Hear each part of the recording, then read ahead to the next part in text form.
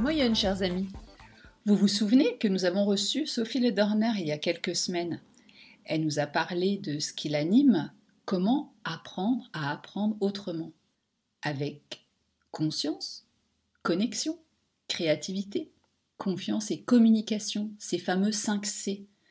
Si vous avez raté l'épisode, filez l'écouter. Il est riche d'enseignements. Je suis drôle, n'est-ce pas ? Bien, Sophie nous avait alors proposé une nouvelle manière de faire préparer une dictée à un enfant, que ce soit à la maison ou à l'école. Mais juste après avoir enregistré, Camille a eu un déclic et elle a posé une question supplémentaire à Sophie. Alors on s'est dit que ce serait vraiment dommage de garder cela pour nous parce que ça peut concerner tous les enfants, les parents qui nous écoutent, mais aussi les leaders, les encadrants. Bon, en fait tout le monde. Et il va s'agir de choix. Alors qu'est-ce que c'est qu'un choix ? Avez-vous choisi d'écouter ce podcast ? On serait bien sûr immédiatement tenté de répondre oui, mais le fait est que vous êtes en train de l'écouter. Donc, pendant que vous êtes en train de l'écouter, vous n'avez plus le choix de ne pas l'écouter. Si vous aviez fait le choix avant, vous pouvez faire le choix après, d'arrêter, de le stopper dans une seconde, mais pas maintenant. En fait, le temps pendant lequel vous écoutez, c'est maintenant. On est bien d'accord que vous ne pouvez pas écouter et ne pas écouter en même temps. Avoir le choix suppose qu'on puisse en même temps faire et ne pas faire une chose. Donc pour choisir, il faut que les deux possibilités, ici écouter ou ne pas écouter, vous soient indifférentes. Mais en l'occurrence, non seulement vous êtes en train d'écouter, mais en plus, si vous avez choisi d'écouter ce podcast, c'est que cela vous intéresse. En fait, choisir, c'est créer un futur. Chaque choix que l'on fait se dirige vers l'avenir et le prépare. Chaque choix crée qui nous sommes. Inculquer cela aux enfants, cette notion de choix, c'est vraiment leur permettre d'apprendre plus vite.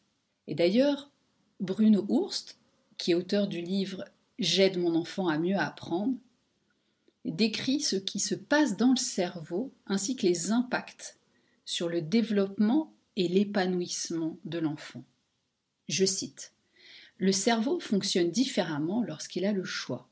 Même sur le plan biologique, la chimie du cerveau varie. Lorsqu'un enfant choisit une tâche et ce qu'il lui faut pour y arriver, il se sent impliqué.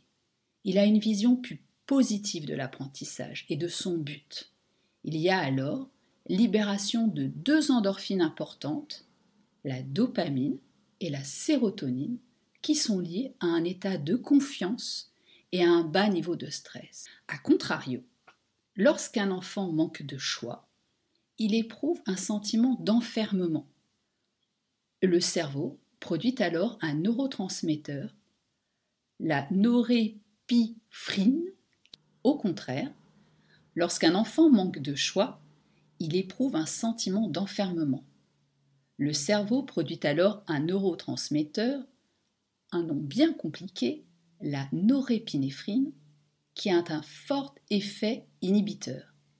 Dans cet état du cerveau, le moral est bas, l'efficacité dans l'apprentissage est faible et la motivation chute.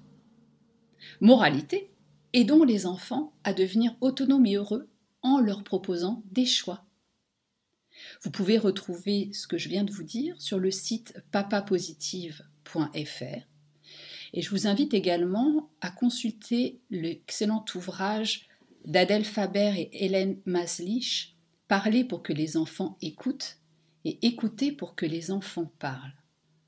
En attendant, et si vous écoutiez ce que Camille a demandé à Sophie.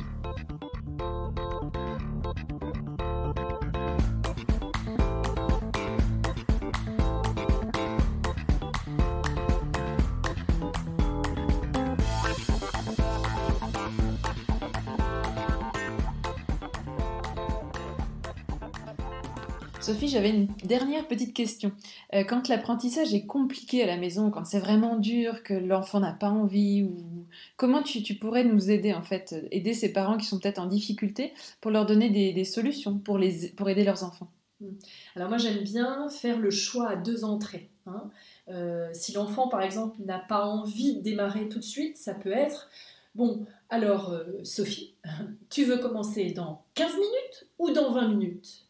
En fait, donner ce choix, mais vraiment de 2 possibilités. Hein. Un petit peu comme lorsqu'ils étaient tout petits, qui ne voulaient pas manger les brocolis et qu'on leur disait faut manger les brocolis. Et bien là, vous pouviez par exemple dire, ou vous pourriez dire, est-ce que tu veux manger d'abord ton steak et ensuite les brocolis, ou tu veux manger les brocolis et le steak après? Parce que finalement, en donnant ce choix à 2 entrées, eh bien, on donne l'envie de s'engager, et là, l'enfant a plein pouvoir. J'aime ce rapport, ce parallèle à la nutrition. C'est pas mal, hein.